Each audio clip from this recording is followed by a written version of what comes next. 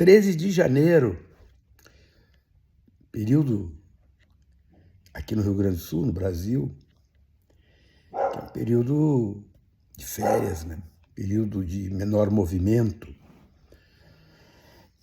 E nesses períodos, nós, pelo menos aqueles que se preocupam com o futuro, com as pessoas que estão na volta. Eu tenho uma netinha que tem toda esta vida, esta maravilha que é viver pela frente por muitos e muitos e muitos anos. Eu vou agora, daqui a uns dias faço 62, também tenho muitos e muitos anos, né? Eu tenho um projeto que defini para mim que eu vou trabalhar até os 96 e depois vou dar uma descansada. Até os 102 ali, mais ou menos, eu vou desfrutar. Né? E a gente reflete, a gente pensa. E volta e meia eu retomo pensamentos que já andaram por aqui, já passaram pela minha cabeça. Né? O tema do mundo liberal, né? Da democracia liberal, né? Como as demandas políticas da atualidade exigem que, em certa medida, nós retomemos certos conceitos, certas categorias que foram sendo ressignificadas, né? E a ressignificação neste mundo, ela se dá de várias maneiras. Né? Manipular, o que quer dizer manipular? Mãos, dar forma. Mas a manipulação, ela não é simplesmente dar uma forma, é dar uma forma desejada que gere, que produza uma distorção naquilo que tem uma percepção universal. Picasso, quando traz o cubismo, né, ele gera um processo de manipulação do figurativo que entrega para o observador a vista de uma figura por vários ângulos que nós não imaginávamos, né? São aquelas figuras que têm o nariz de um lado, dois olhos do mesmo lado do rosto, né? Aquela coisa interessantíssima, né? Que as coisas podem ser vistas por 3 dimensões a partir de uma estruturação plana. Ele manipula. Ele manipula o quê? Manipula a nossa sensibilidade, a nossa capacidade de ver as coisas. E assim a gente vai fazendo. Quando a Revolução Francesa acontece, Luís XIV, um grande rei francês, o que construiu Versalhes, ele tinha uma frase que era assim, l'état c'est moi, o Estado sou eu. Mas por que Luís XIV dizia que o Estado era ele? Porque ele trazia a legitimação divina, né? A legitimação para reinar vinha de Deus. E ali, a partir desta legitimação, ele, representante de Deus, estruturou um artifício, um artefato chamado Estado, que lhe permitia exercer o poder com legitimidade, a legitimidade divina, l'état c'est moi. Eu sou o Estado, eu digo, eu quero. O Estado absoluto. O absoluto é aquilo que é intangível, ele é completo. Em 1789, a partir da reunião dos Estados Gerais na França, a partir de condições econômicas muito particulares,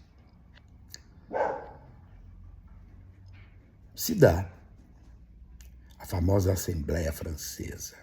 Ali se cria um lema que é chamada liberdade, igualdade e fraternidade. Uma bandeira política.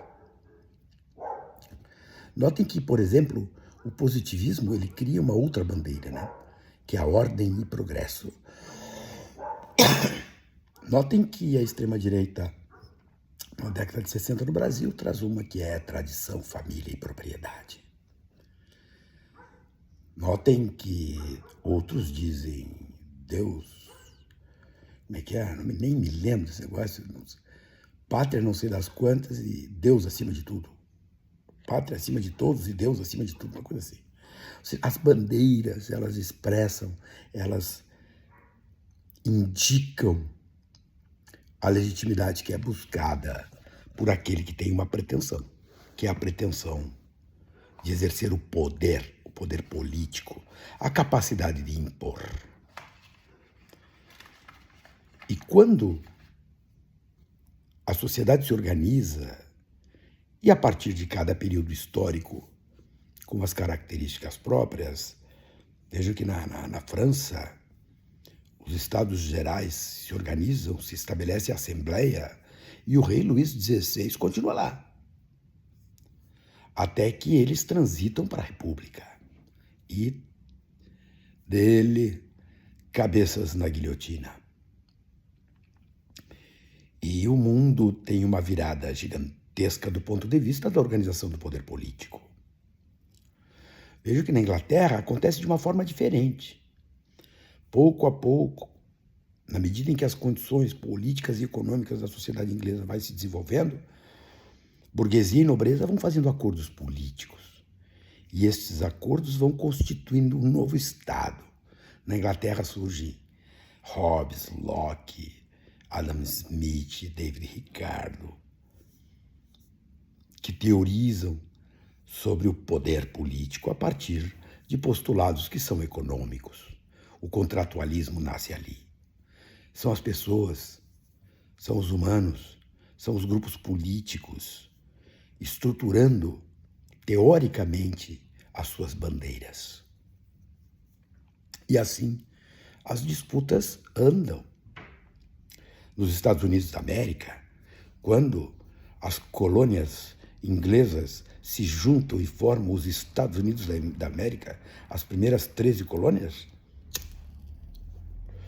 notem que nascem documentos que expressam aquele desejo político. Muitos vão dizer que o Estado americano e a própria Constituição americana, por exemplo, é inspirada num documento franco-maçônico. Porque visto no mundo, naquela época, não havia Constituição como conhecemos hoje.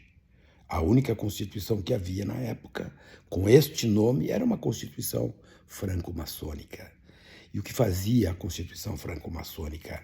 Gerava limitação de ação às autoridades maçônicas, que foi o que foi feito com a Constituição americana, a primeira Constituição moderna que conhecemos. E assim, a vida anda. Na França da Revolução, nasce a Declaração Universal dos Direitos do Homem. Por quê? Porque havia uma pretensão de inclusão. Como camadas gigantescas de sociedade poderiam ser incluídas no Estado e como esse Estado poderia prover as necessidades mínimas deste povo. Na França existia um grupo chamado sans-culottes, os sem calças. Dizem que Maria Antonieta teria dito: o povo tem fome, rainha. E ela diz: deem brioches ao povo, deem comida ao povo. Encerro por hora dizendo o seguinte, vou voltar a esse tema. Por que a extrema-direita nasce? Por que a extrema-direita se consolida? E isso há mais de 10 anos. Por que ela manipula conceitos?